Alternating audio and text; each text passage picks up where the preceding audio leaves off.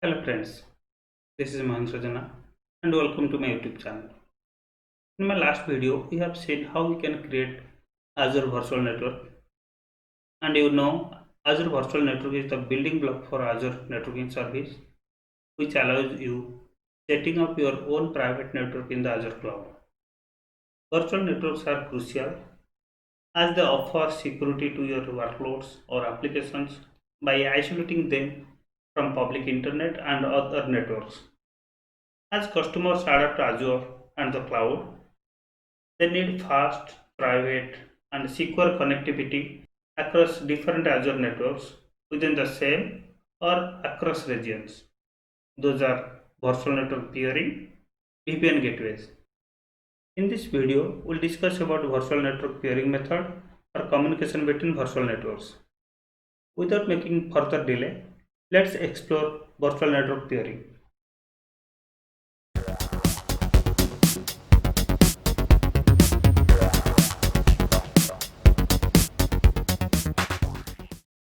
The diagram you see on the screen is a typical virtual network that is having two subnets, web and app server.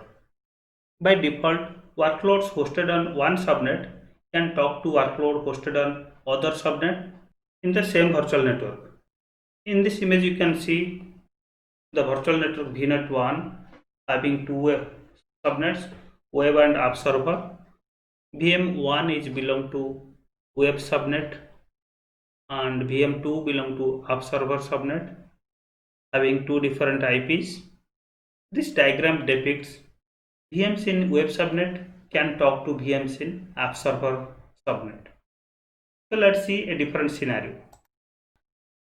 This diagram shows there are two virtual networks, VNet 1 and VNet 2. Both are having web subnet and app server subnet. Within the network, subnets are able to communicate each other, but between virtual networks, communication is not happening. It means only VM1 is able to communicate to VM2, but VM1 cannot communicate to VM3 or VM4. And similar rule applies to VM2, VM3 and VM4 as well. This diagram shows the connectivity between two different VNets are broken. In this demo, we'll set up a virtual network peering so that VMs can communicate to other VMs. Those are hosted in different virtual network. The virtual network peering enables us to connect virtual networks between same or different regions or different subscriptions as well. Virtual networks in VNet peering can exist in the same Azure region or it could be across Azure regions. If virtual networks are not in the same region, in that case we called it global virtual network peering.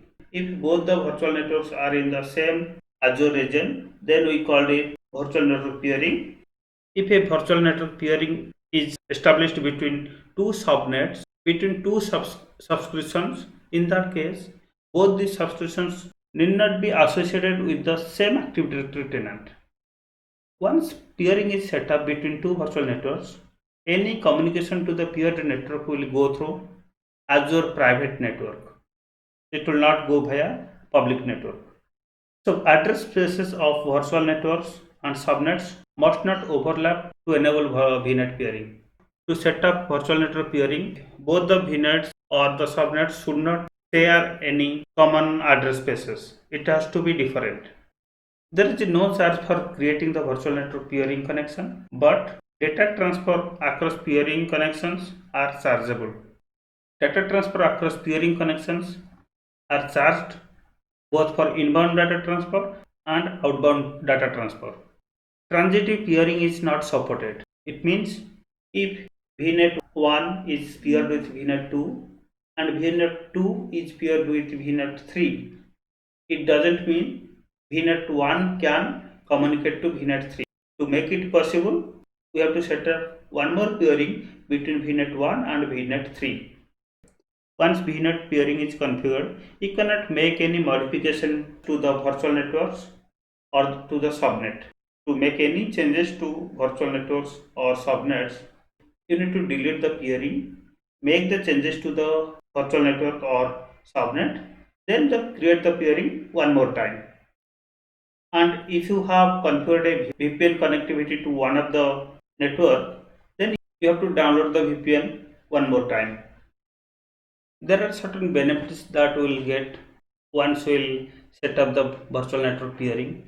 Will provide low latency, high bandwidth connection between resources in different virtual networks. It provides ability for resources in one virtual network to communicate with resources in different virtual network. It provides ability to transfer data between one virtual network across Azure subscriptions, Azure Active Directory tenants, deployment models, and Azure agents. There are certain constraints for peer virtual networks, like resources in one virtual network cannot communicate with front-end IP address of a basic internal load balancer in a globally peered virtual network. Some services that use basic load balancer doesn't work over global virtual network peering. Now we understood what is peering all about. To make the video short, I have already provisioned 3 VMs, one in VNet 1 and 2 VMs in VNet 2. I'll be using these VMs in my demo. Demo VM2 and Demo VM3 are belong to the same virtual network VNet 2, but Demo VM1 is in a separate virtual network VNet 1. As per the default communication protocol between Demo VM2 and Demo VM3 can talk each other, but across it should not connect. For demo purpose, I have added public IPs. This will make easy for RDP connectivity to the VMs, but in your case, you do not need public IPs to your virtual machines. In this remote desktop connection manager, I have added all these 3 VMs. So as per the virtual network communication protocol, VM2 and VM3 should able to connect. Let me connect to each of the server. I'm using this tool to do RDP to each of the VM. As you see, I'm in the VM2 and I have opened the command prompt, and this is the private IP 10104.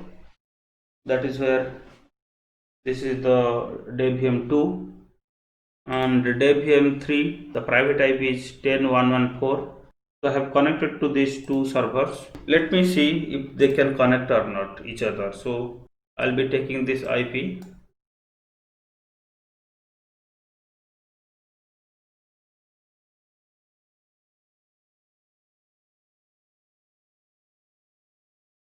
So let us see if they can connect, VM2 and VM3 can connect each other or not. So for that I'll type mstsc. I'm able to connect from VM2 to VM3. Now I'm trying demo VM1, which is belong to a different virtual network. This should not able to connect because between VNets the communication we have not opened yet. So this will not go through. So I'm cancelling this for now.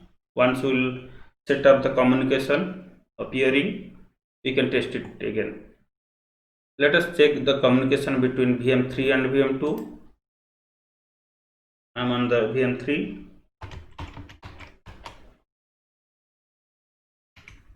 I'm doing RDP to VM2,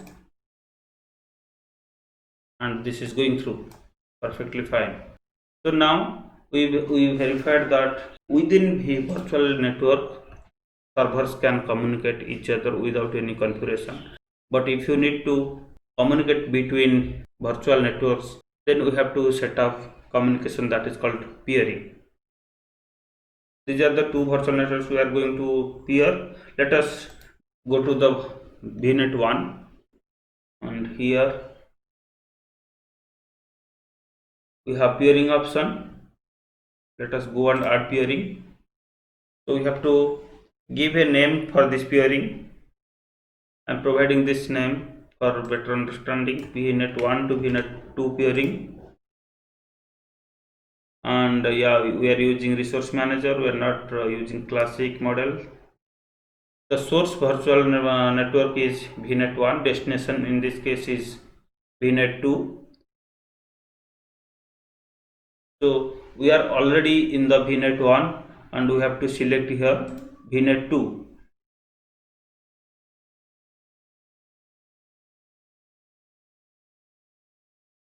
Using this add peering, it will create the peering in each VNet. That is why we are giving one name for VNet 1 and another name for VNet 2. So this peering will be automatically created on VNet 2 as well. So there are some options we need to select here. This is allow virtual network access from VNet 1 to VNet 2. We are already in VNet 1 and with this enable we are allowing access from VNet 1 to VNet 2. And if you do not want, we can disable that, but for this peering purpose we need this one, we are enabling it. And similar way, this setting is for the peering that will be added into VNet 2. So we are enabling access from VNet 2 to VNet 1. There is another configuration, allow forwarded traffic from VNet 2 to VNet 1. What does it mean? If one traffic is not generated from VNet 2 but it came from another VNet to VNet 2, and that if you wanted to forward that particular traffic to VNet 1, so this feature we can use in that case. So basically traffic is not generated from VNet 2, instead it has reached to VNet 2 from another VNet and you wanted to transfer that traffic from VNet 2 to VNet 1. So that is when we will use this allow forwarded traffic. Same way, if you wanted to forward any traffic that is not generated from VNet 1 but it has came and reached to VNet 1 and you wanted to transfer that particular traffic to VNet 2, you can enable this. And there is an option called allow gateway transit. This gateway transition setting property that enables one virtual network to utilize the VPN gateway in the peered virtual network for cross premises or VNet to VNet communication. To make it clear, I have downloaded one image from Microsoft site. This is a hub and spoke network topology where we have a hub virtual network and there are two spoke virtual network. In this case, this hub network is having a gateway, VPN gateway, that is being used for VNet to VNet connectivity as well as that can be used to communicate to any on-premises server. VNet A and VNet B both are using hub VNet's gateway in order to communicate with on-premises site or on-premises network. So this is how you can leverage a peered networks VPN gateway in order to communicate between virtual networks over a VNet to VNet connectivity or to communicate with the on-premises network. Let us switch to the browser to add the peering. So in this case, for this demo purpose, I do not want any gateway transit, and let this allow forwarded traffic enabled for VNet 1 and VNet 2. So with this, let me go to add the peering. You can see here there are already two activities are going on. So one is adding VNet 1 to VNet 2 peering. Second one is adding VNet 2 to VNet 1 peering. So both are completed now. Let me switch to VNet 2 and here there is peering. Yes, VNet 2 to VNet 1 peering is added, and here also the peered VNet is in this case VNet 1 and the status is connected. And if you are going to VNet 1 and checking for peering, in this case VNet 1 to VNet 2 peering, status connected, and peered network is VNet 2 and we have disabled gateway transit. So that is how the communication is established. Let us go and check if we are able to communicate between the networks. So now I am on the VM2 which is under VNet 2 and I am trying to communicate to VM1 that is under VNet 1. So let us see. You can see we can connect to the VNet 1 now. and same way we'll verify from the other side. So I'll go to VM1 and I'll try to communicate to VM2. So let us go to MSTSC, and this is VM2 on the VNet2 subnet web subnet. I'm communicating. Yeah, it is able to communicate. Same way I'll try to communicate to VM3. The IP is 10.114, that is VM3. Yes, we are able to communicate. So now, using this VNet peering option, we have enabled communication between two virtual networks. In this video, we saw how we can set up connectivity between virtual networks using virtual network peering. In my next video, I'll discuss about VPN gateway. This was all about this particular video, and thanks for watching the video till the end. Please do subscribe my channel if you have not done already, and don't forget to tap on the bell icon so that you will never miss any of my future video. Please do share this video with your friends so that they can also get benefited. I will see you all in my next video. Have a great day and thank you.